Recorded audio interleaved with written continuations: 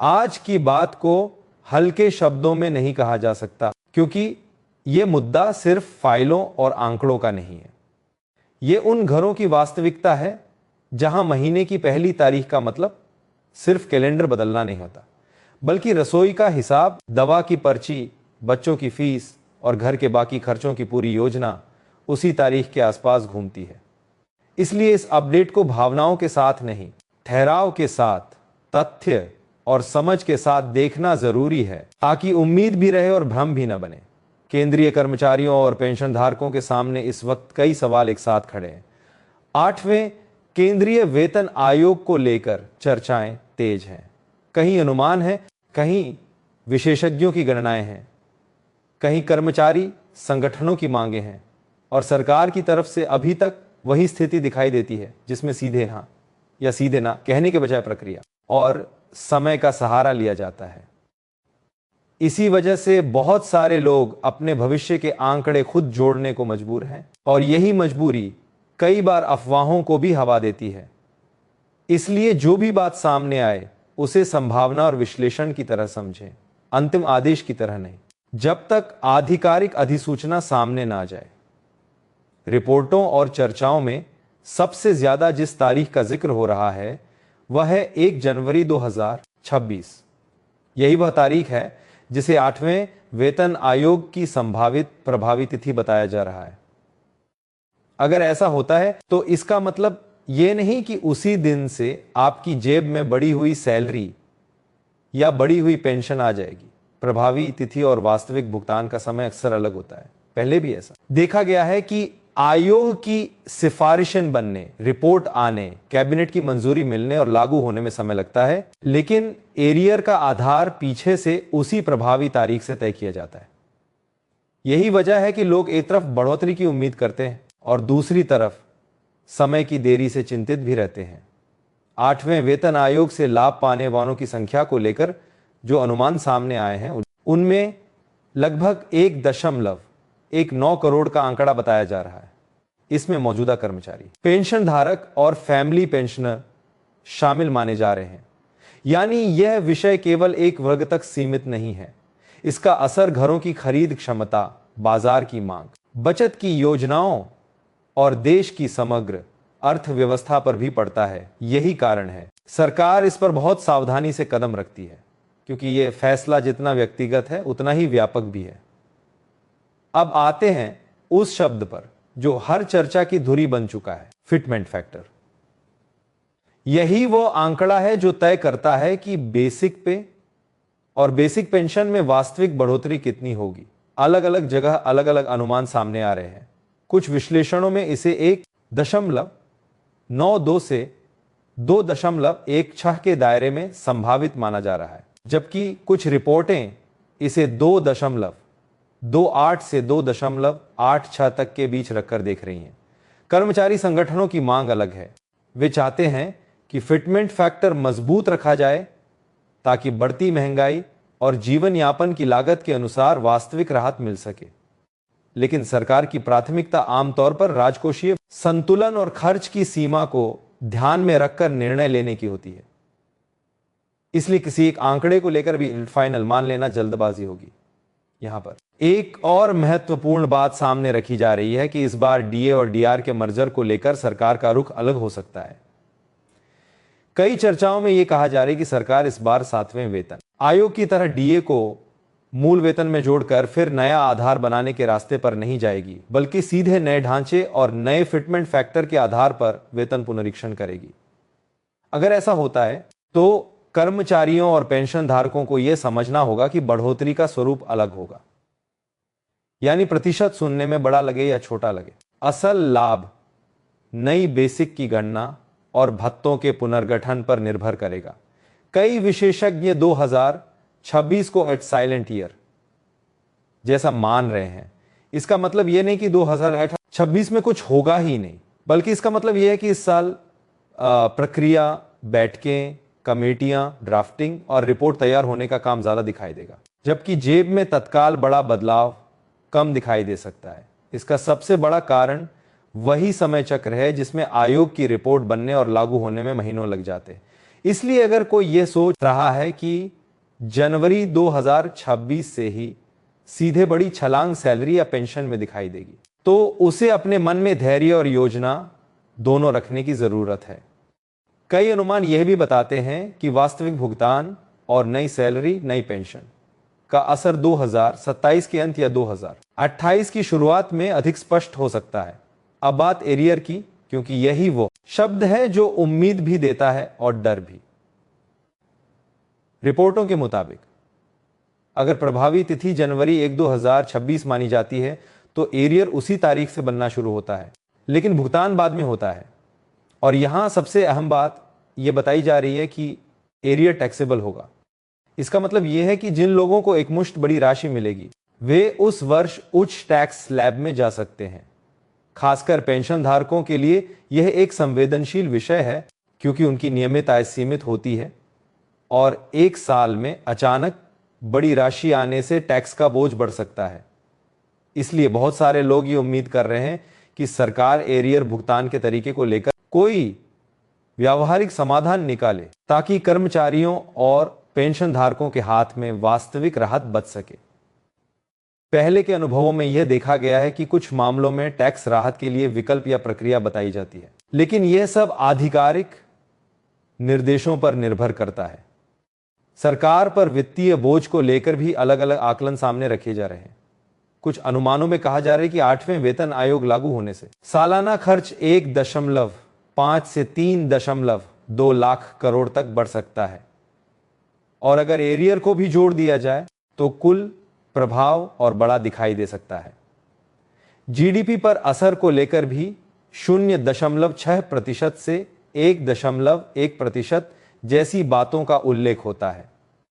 यह सारे आंकड़े अनुमान हैं, लेकिन यह संकेत जरूर देते हैं कि सरकार के लिए यह फैसला केवल सैलरी बढ़ाना नहीं है, बल्कि बजट, घाटा, राजस्व और राज्यों के हिस्से तक फैला हुआ विषय है। यही वजह है कि यह प्रक्रिया लंबी लगती है और निर्णय भी सोच समझकर लिए जाते हैं। कई विश्लेषण यह भी मानते हैं कि इस कुल भार का बड़ा हिस्सा राज्यों पर भी पड़ सकता है। इसलिए केंद्र और राज्य दोनों स्तर पर समन्वय जरूरी होता है। अब सवाल यही उठता है कि क्या महंगाई के इस दौर में अनुमानित 20 से 34% जैसी बढ़ोतरी पर्याप्त होगी? यह प्रश्न तब और बड़ा हो जाता है जब लोग 7वें वेतन आयोग से तुलना करते हैं। उस समय फिटमेंट फैक्टर 2.57 था और डीए-डीआर की स्थिति भी अलग थी।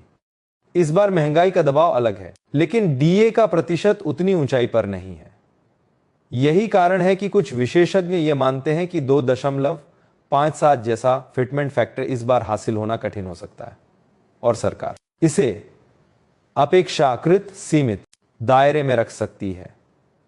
लेकिन फिर वही बात, अंतिम निर्णय न तो अनुमान तय करते हैं न अफवाहें। अंतिम निर्णय आधिकारिक घोषणा और अधिसूचना तय करती है। इस पूरे विषय में सबसे तात्कालिक असर जिस चीज का है वह है महंगाई भत्ता और महंगाई राहत, यानी डीए और डीआर। जनवरी 1, 2026 से डीए-डीआर में बढ़ोतरी लागू मानी जाती है और इसका आधार सीपीआई आईडब्ल्यू के आंकड़े होते हैं। अभी जो संकेत बताए जा रहे हैं उनके अनुसार इस बार बढ़ोतरी 2% के आसपास हो सकती है, यानी मौजूदा 58% से बढ़कर 60%। सुनने में 2% छोटा लगता है, लेकिन सैलरी, पेंशन और एरियर तीनों पर इसका असर होता है। आमतौर पर सरकार मार्च के आसपास बढ़ोतरी का औपचारिक ऐलान करती है और कैबिनेट की मंजूरी के बाद मार्च की सैलरी पेंशन में बढ़ी हुई दर लागू हो जाती है। साथ ही जनवरी और फरवरी के 2 महीने का एरियर भी एक साथ जुड़कर आता है, यानी एक महीने में 3 महीनों का प्रभाव दिखता है। बहुत सारे परिवारों के लिए यह राशि एक बड़ी राहत बन जाती है, और खासकर तब जब साल की शुरुआत में खर्च अपने आप बढ़ जाते हैं। अब पेंशन धारकों के लिए एक और महत्वपूर्ण पहल का जिक्र जरूरी है, पेंशन अदालत। देश भर के जिलों में पेंशन अदालतों के आयोजन की बात सामने रखी जा रही है, खासकर 25 जनवरी के आसपास। यह कोई सामान्य शिविर नहीं होता, बल्कि ऐसा मंच होता है जहां पेंशन से जुड़ी लंबित समस्याओं को सीधे अधिकारियों के सामने रखा जाता है। जिनकी पेंशन कम बन रही है, जिनका एरियर अटका है, जिनकी फैमिली पेंशन शुरू नहीं हुई, जिनके पीपीओ में गलती है, या जो बैंक और विभाग के चक्कर लगाकर थक चुके हैं, उनके लिए ये एक अवसर बन सकता है। ऐसे आयोजनों की खास बात यह मानी जाती है कि कई मामलों में उसी दिन समाधान का रास्ता निकल आता है और कुछ मामलों में निर्धारित समय के भीतर कार्रवाई आगे बढ़ जाती है। लेकिन यहां एक जिम्मेदारी पेंशन धारक की भी होती है, अपने दस्तावेज पूरे रखना। पीपीओ की copy, Aadhaar card, pension passbook, bank passbook, पुराने आवेदन शिकायत की कॉपी और यदि फैमिली पेंशन का मामला है तो मृत्यु प्रमाण पत्र और संबंध से जुड़े दस्तावेज। साथ में एक लिखित आवेदन जिसमें समस्या साफ साफ लिखी हो, ताकि अधिकारी तुरंत विषय समझ सके और समाधान की प्रक्रिया तेज हो सके। अब आते हैं उस मुद्दे पर जो पिछले कई सालों से कर्मचारियों और पेंशन धारकों के मन में सबसे ज्यादा खटक रहा है, 18 महीने के लंबित डीएडीआर एरियर का विषय। यह वही अवधि है जब कोविड के दौरान डीएडीआर फ्रीज किया गया था। कर्मचारी और पेंशन धारक लगातार मांग कर रहे हैं कि यह पैसा उन्हें लौटाया जाए। ये मामला न्यायिक स्तर पर चर्चा में रहा है और सरकार से यह भी पूछा जाता रहा है कि यदि ब्याज के साथ भुगतान किया जाए तो कुल वित्तीय भार कितना होगा। यह विषय सिर्फ रकम का नहीं, भरोसे का भी है। जब अस्थायी तौर पर रोक लगती है तो कर्मचारी यह मानते हैं कि हालात सामान्य होते ही भुगतान होगा, लेकिन जब वर्षों तक भुगतान नहीं होता तो भरोसा कमजोर पड़ता है। अगर भविष्य में इस पर कोई स्पष्ट निर्णय आता है तो यह लाखों परिवारों के लिए आर्थिक राहत के साथ साथ नैतिक संतोष भी लेकर आएगा। लेकिन यह भी सच है कि निर्णय के बाद भी क्रियान्वयन, समय सीमा और भुगतान प्रक्रिया जैसे सवाल सामने आते हैं। इसलिए हर कदम पर आधिकारिक सूचना का महत्व सबसे ऊपर रहता है। अब एक ऐसा वर्ग है जिसकी आवाज अक्सर मुख्य चर्चाओं में दब जाती है, ईपीएस पेंशन धारक। बहुत सारे ईपीएस पेंशनरों की पेंशन आज भी बेहद कम है। महंगाई के इस दौर में जहां दवा, इलाज, किराया, बिजली, पानी और रोजमर्रा की जरूरतें लगातार महंगी हो रही हैं, वहां ईपीएस पेंशन केवल आर्थिक नहीं, सम्मान का प्रश्न बन चुकी है। लंबे समय से मांग उठ रही है कि न्यूनतम ईपीएस पेंशन को कम से कम 7,500 किया जाए और उसमें डीए जैसी कोई व्यवस्था जोड़ी जाए ताकि महंगाई के साथ पेंशन भी स्वतः बढ़ती रहे। लेकिन वास्तविकता यह है कि ईपीएस में डीए का ढांचा वैसा लागू नहीं है जैसा सरकारी पेंशन में डीआर के रूप में होता है। यही असमानता सबसे ज्यादा चुभती है, क्योंकि महंगाई सभी के लिए समान होती है लेकिन राहत सभी को समान नहीं मिलती। 8वें वेतन आयोग की चर्चा के साथ ईपीएस पेंशन धारकों की उम्मीद भी बढ़ती है कि शायद इस बार किसी व्यापक पेंशन सुधार में उनका भी ध्यान रखा जाए। यह उम्मीद इसलिए भी है क्योंकि समाज में बुजुर्गों की आर्थिक सुरक्षा का विषय अब सिर्फ मांग नहीं, एक जरूरत बन चुका है। 8वें वेतन आयोग की चर्चा में एक और वास्तविकता सामने आती है, टैक्स और इन हैंड लाभ। लोग कई बार ग्रॉस बढ़ोतरी सुनकर उत्साहित हो जाते हैं, लेकिन असल सवाल यह होता है कि कटौतियों के बाद हाथ में कितना आएगा। एरियर के मामले में यह और महत्वपूर्ण हो जाता है। अगर एकमुश्त एरियर आएगा तो टैक्स का असर बढ़ सकता है। पेंशन धारकों के लिए यह स्थिति संवेदनशील इसलिए है क्योंकि वे आमतौर पर स्थिर आय पर चलते हैं और अचानक टैक्स बढ़ने से उनकी योजना प्रभावित हो सकती है। इसलिए इस वक्त सबसे समझदारी यही है कि किसी भी पक्का दावे के भरोसे अपने खर्च या उधार की योजना न बनाएं, बल्कि आधिकारिक घोषणा आने तक तैयारी और बचत की रणनीति रखें। यही व्यवहारिक तरीका होता है जो उम्मीद के साथ सुरक्षा भी देता है। इन सभी बातों को एक साथ रखकर देखें तो तस्वीर पूरी तरह साफ भी नहीं है और पूरी तरह धुंधली भी नहीं है। 8वां वेतन आयोग आएगा, यह संभावना मजबूत मानी जा रही है। सैलरी और पेंशन में बढ़ोतरी होगी, यह भी प्रक्रिया का हिस्सा है। डीए-डीआर बढ़ोतरी 1 जनवरी 2026 से लागू मानी जाएगी, यह भी परंपरा के अनुरूप है। पेंशन अदालतें उन लोगों के लिए अवसर बन सकती हैं जो वर्षों से अटके हुए हैं। 18 महीने का एरियर एक संवेदनशील विषय है और उस पर निर्णय की दिशा भी लोगों की। नजर में है। लेकिन साथ ही यह भी सच है कि समय लगेगा और कई विषयों पर अंतिम बात सिर्फ आधिकारिक आदेश ही करेगा। इसलिए हर व्यक्ति के लिए सबसे जरूरी है कि वो खबरों को समझे, परखे और फिर निष्कर्ष निकाले। अगर आप चाहते हैं कि ऐसी हर नई अपडेट आपको सरल भाषा में, बिना बढ़ा चढ़ाकर और बिना भ्रम के मिले, तो सब्सक्राइब जरूर कर लें ताकि जो भी आधिकारिक बदलाव आए आप उससे तुरंत जुड़ सकें। कई बार जानकारी देर से मिलने पर नुकसान हो जाता है और समय पर सही सूचना मिल जाए तो वही सूचना राहत बन जाती है। इसलिए सब्सक्राइब करना आपके लिए एक उपयोगी कदम हो सकता है। साथ ही आप इस जानकारी को अपने सहकर्मियों, पेंशन धारक साथियों और परिवार के उन लोगों के साथ शेयर कर दें जिन्हें इसकी जरूरत है, क्योंकि कई बार गलत जानकारी सबसे पहले फैलती है और सही जानकारी पीछे रह जाती है। आप सब्सक्राइब करके जुड़े रहेंगे तो हर अपडेट के साथ आपको स्पष्टता भी मिलती रहेगी और आप किसी अफवाह के जाल में नहीं फंसेंगे। मैं फिर दोहराऊंगा, यह समय सिर्फ खबरें सुनने का नहीं, तथ्यों को समझने का है। जो लोग केवल शीर्षक पढ़कर निर्णय ले लेते हैं वे बाद में सबसे ज्यादा उलझते हैं। इसलिए आप सब्सक्राइब करके जुड़े रहिए, अपडेट को पूरा सुनिए और जो भी आपके लिए लागू हो उसी हिसाब से अपनी योजना बनाइए। अगर आपने अब तक सब्सक्राइब नहीं किया है तो अभी कर लीजिए, क्योंकि आने वाले समय में डीए, पेंशन अदालत, वेतन आयोग, एरियर और पेंशन सुधार जैसे मुद्दों पर लगातार नई बातें सामने आती रहेंगी। अंत में एक छोटी सी बात, उम्मीद रखना जरूरी है, लेकिन उससे भी ज्यादा जरूरी है तैयारी रखना।